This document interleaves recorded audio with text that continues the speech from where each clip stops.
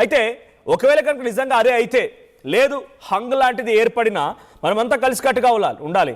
BJP కానీ DMK కానీ అవకాశాన్ని సద్వినియోగం చేసుకోవడం కోసం మళ్ళీ కిడ్నాప్ చేయొచ్చు, మళ్ళీ ఆ పార్టీలోకి రాబట్టుకోవడానికి ప్రలోభాలకు కూడా గురి చేయొచ్చు. కాబట్టి మీరెవ్వరు కూడా నా ఆదేశాలు లేకుండా ఎవరు బయటికి పోవడానికి వీల్లేదు. మీరు గెలిచిన తర్వాత సంబరాలని ఇంకోటని నియోజకవర్గాలకు పరిమితం అవ్వకుండా మీరు తప్పకుండా ఇక్కడికి రావాల్సిందే. వచ్చినని కలిసిన తర్వాతే ఇంకేదైనా చేయాలి. క్యాంపు రాజకీయాలకి తావు లేదు అంటున్నారు విజయ్. సో క్యాంప్ రాజకీయాలకి వెళ్ళడానికి అవకాశం లేదు. మీరు డెఫినెట్గా ఇక్కడ రావాల్సిందే. ప్రజాస్వామ్యబద్ధంగా మనం ప్రజలిచ్చిన తీర్పుని శిరసా వహించాల్సిందే అంటున్నారు విజయ్. ఒకవేళ నిజంగా లార్జెస్ట్ పార్టీగా వస్తే మనమే అధికారంలో ఉంటాం, నేనే సీఎం, మీరే మంత్రులు. లేదు హంగ్ వచ్చినా కూడా డెఫినెట్గా మనందరం కలిసికట్టుగా ఉంటే నేను సీఎం అవుతాను, మీరు మంత్రులు అవుతారు. లేదు అని అంటే కనుక డెఫినెట్గా మనం అంతా బొక్కబోర్లా పడతామన్నట్టుగా విజయ్ రాత్రి మీటింగ్ కాల్ఫర్ చేశారు. So first time TVK party Tamil Nadu రాజకీయాల్లో 2 ఏళ్ల తర్వాత ఎన్నికలు ఎదుర్కొంది. 2024 ఫిబ్రవరి 2న ఆ పార్టీ ఆవిర్భావం జరిగితే ఆ రోజు నుంచి అనతి కాలంలోనే చాలా అత్యద్భుతంగా విజయ్ చరిస్మా పనికొచ్చింది. విజయ్ అంటే మోస్ట్లీ అన్ని నియోజకవర్గాలు కవర్ చేశారైనా, బట్ నియోజకవర్గాలు కవర్ చేయలేని చోట కూడా కొత్తగా టెక్నాలజీని వాడారు ఆయన. సో టెక్నాలజీని వాడి కూడా ప్రచారంలో ఆయన పార్టిసిపేట్ చేసినట్టుగానే పబ్లిక్లో క్రియేట్ చేశారు. సో కొంత యంగ్ జనరేషన్స్ కానీ జెన్జీస్ కానీ లేదంటే కొంతమంది పబ్లిక్ ఎడ్యుకేటెడ్ పబ్లిక్ కానీ వాళ్ళంతా కూడా డిఎంకే పరిపాలన చూశారు, అన్నా డిఎంకే పరిపాలన చూశారు. ఈ రెండింటినీ కాదనుకున్న వాళ్ళు కూడా టీవీకే విజయ్ వైపుగానే మొగ్గు చూపే అవకాశం ఉంది. ఒకవేళ విజయ్ డైరెక్ట్గా ఈ యాక్సిస్ మై ఇండియా ఇచ్చే సర్వే ప్రకారంగా గెలిస్తే గెలవచ్చు, అది చూడాలి మరి మే 4న ఏం జరుగుద్ది అనేది.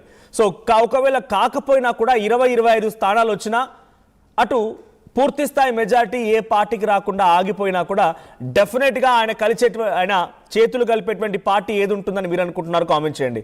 బట్ నా అంచనా వరకు అయితే ఏ డిఎంకే మీద అయితే ఆయన వ్యతిరేకంగా మాట్లాడుతూ ఎన్నికల బరిలో దిగారో ఆ డిఎంకేకి మళ్ళీ మద్దతుగా వెళ్ళి పార్టీని అక్కడ కలిపి షేర్ చేసుకునే అవకాశం వెళితే లేదు.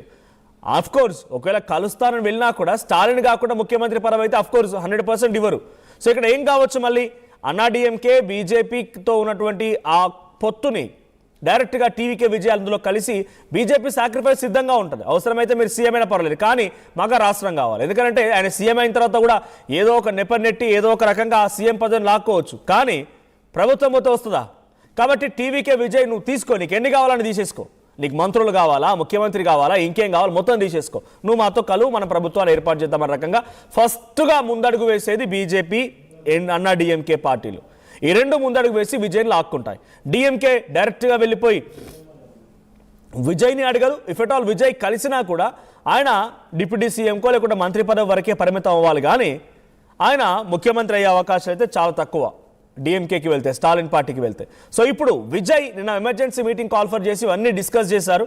సో ఫస్ట్ టైం రిజల్ట్స్ని చవి చూడబోతున్న పార్టీ కాబట్టి కొంత excitement, at the same time కొంత యాంగ్జైటీ, కొంత ఆ షివరింగ్ అన్నీ ఉంటూ ఉంటాయి. సో పార్టీ కార్యకర్తలతో నిన్న మాట్లాడిన మాటల్లో ఆయన కీలకంగా చెప్పింది ఒకటే, డెఫినెట్గా మీరు అంతా గెలిచిన తర్వాత ఇక్కడికి రావాలి, ఎవరికి వారే యమునా తీరన చందంగా ఇష్టం వచ్చినట్టుగా సంబరాలని నియోజకవర్గాలకు పరిమితం అవడని వేరే పార్టీలకి మీరు వెళ్ళి కలవడం అని కనుక జరిగితే డెఫినెట్గా సీరియస్ యాక్షన్ ఉంటుంది అని చెప్పి ఒక వార్నింగ్ కూడా ఇచ్చారు.